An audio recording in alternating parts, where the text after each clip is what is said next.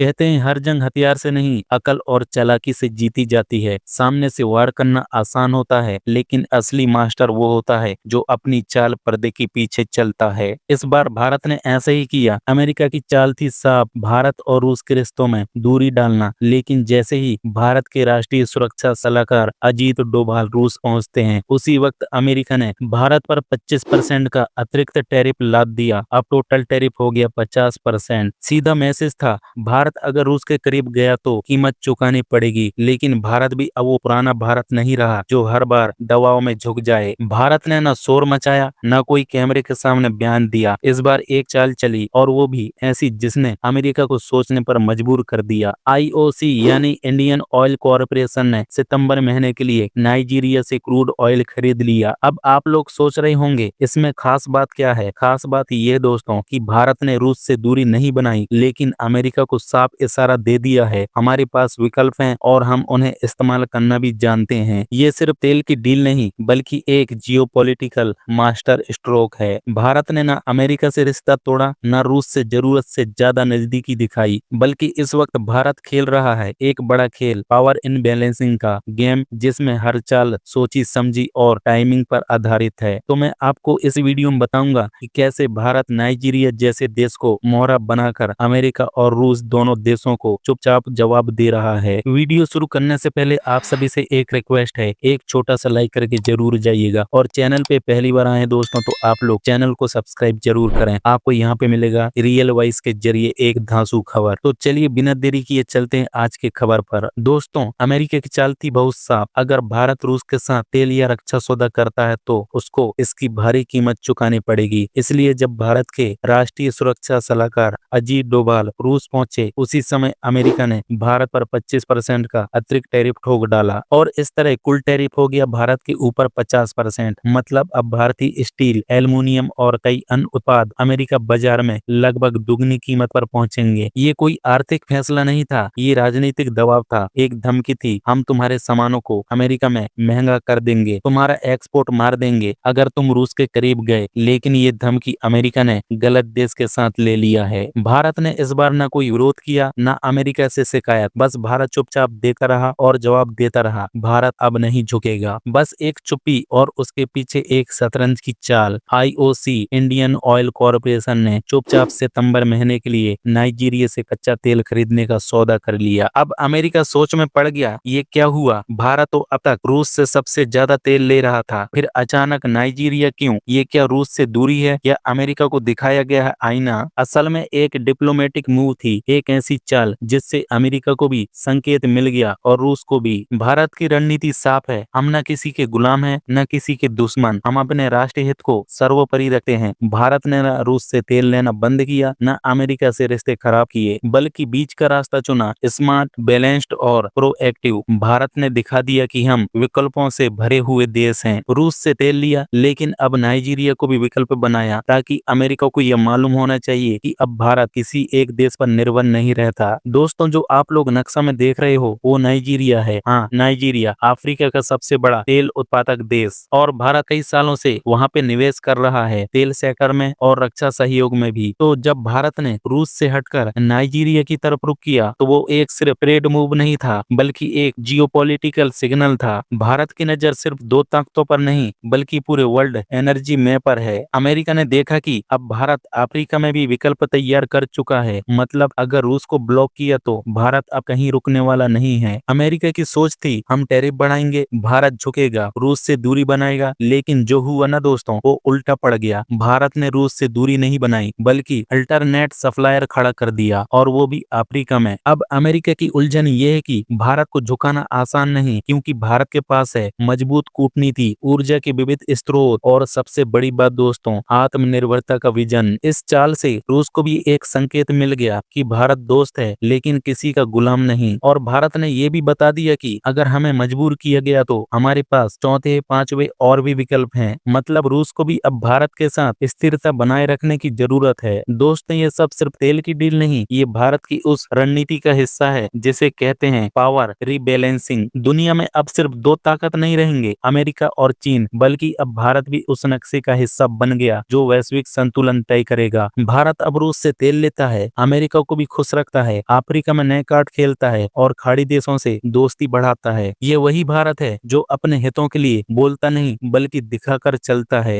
दोस्तों, भारत द्वारा नाइजीरिया से कच्चा तेल खरीदने पर अमेरिका को थोड़ा हैरानी हुआ और ये कोई अफवाह नहीं है, सच्चाई है, क्योंकि भारत जो दुनिया का तीसरे सबसे बड़ा तेल इंपोर्टर बन चुका है, अब एक साथ दो बड़े मोर्चे पर तेल ले रहा है। रूस से बड़ी मात्रा में कम रेट पर ऑयल खरीद रहा है। अब नाइजीरिया से अफ्रीका का सबसे बड़ा तेल उत्पादक देश। दरअसल दोस्तों, भारत अपनी ऊर्जा जरूरतों का एक बड़ा हिस्सा आयात से पूरा करता है और रूस से सस्ता कच्चा तेल लेना भारत की अर्थव्यवस्था के लिए बहुत फायदेमंद रहा है। अमेरिका को इससे दिक्कत है, वो लगातार भारत से बोल रहा है रूस से तेल लेना बंद करो, और जब भारत ने बात नहीं मानी तो अमेरिका ने प्रतिबंधों का बम फोड़ दिया। लेकिन भारत ने न झुककर जवाब दिया बल्कि नाइजीरिया जैसे नए विकल्प भी खोल दिए। अब अमेरिका को डर है कि भारत तेल आपूर्ति में इतनी विविधता ला रहा है कि उस पर कोई दबाव अब काम नहीं करेगा, क्योंकि रूस से तेल जारी है। अब नाइजीरिया से भी चाल शुरू हो गई है और ये सब कुछ ऐसे समय में हो रहा है जब भारत रूस से भी बड़े स्तर पर खरीद कर रहा है और अमेरिका के साथ भी संबंध नहीं तोड़ रहा है। अब अमेरिका ही नहीं बल्कि पश्चिमी देशों को भी डर है कि भारत रूस से तेल खरीदना यूक्रेन युद्ध में रूस को आर्थिक सपोर्ट दे रहा है। उनके अनुसार रूस को जितना पैसा तेल से मिलेगा वो उतना ही ज्यादा युद्ध लड़ सकेगा। लेकिन भारत साफ कह चुका है, हम अपनी ऊर्जा सुरक्षा से कोई समझौता नहीं करेंगे। भारत का जवाब है कि हम शांति के पक्ष में हैं, लेकिन हमारी जनता को सस्ता तेल मिलेगा तो हम वो जरूर लेंगे। और यही वजह है कि भारत न किसी के दबाव में आ रहा है, न किसी को नाराज भी कर रहा है, बल्कि अपने राष्ट्र हित में हर दिशा में चालें चल रहा है, बिना शोर के, बिना बयानबाजी के। अब जो समय आ रहा है वो सिर्फ अमेरिका वर्सेस चीन नहीं होगा, वो होगा भारत वर्सेस पूरी पुरानी व्यवस्था, क्योंकि भारत अब सिर्फ बाजार नहीं रहा, भारत अब खुद नीतियां बनाने वाला देश बन गया, जो G7 के टेबल पर नहीं झुकता बल्कि ब्रिक्स प्लस, SCO और ग्लोबल साउथ को साथ लेकर एक मंच खड़ा करता है। अमेरिका ने सोचा था कि भारत 25% टैरिफ से डर जाएगा, लेकिन भारत ने दिखा दिया कि 25 चालों का जवाब हमारे पास पहले से ही तैयार होते हैं। भारत ने न रूस को छोड़ा, न अमेरिका से दुश्मनी ली, बस एक सीधी चाल चली, नाइजीरिया को भी साथ में जोड़ लिया। और यही से शुरू होता है भारत की अगली विदेश नीति। और अमेरिका को और अमेरिका के राष्ट्रपति डोनाल्ड ट्रंप को भी सीधे बता दिया है, ये नया भारत है जो सिर्फ व्यापार नहीं करता बल्कि अपने हर सौदे से दुनिया की दिशा बदलने की ताकत रखता है। दोस्तों, याद रखना, भारत वो शक्ति है जो जब मौन रहता है तब सबसे ज्यादा खतरनाक होता है। और आज भारत चुप है, लेकिन चाल में ये भारत है, अब किसी के दबाव में नहीं, दुनिया भारत के दबाव में चलेगी। तो दोस्तों, अगर आप लोग को ये वीडियो पसंद आया होगा तो एक छोटा सा लाइक करके जरूर जाइएगा। आपके एक लाइक से मुझे मोटिवेशन मिलता है। और चैनल पे पहली बार आए दोस्तों तो आप लोग GK नवदृष्टि को सब्सक्राइब जरूर करिएगा। आपको यहाँ पे मिलेगा रियल वॉइस के जरिए एक धांसू खबर। तो मैं आपको मिलता हूँ एक नया वीडियो लेकर। जब तक के लिए दोस्तों, जय हिंद, वंदे मातरम।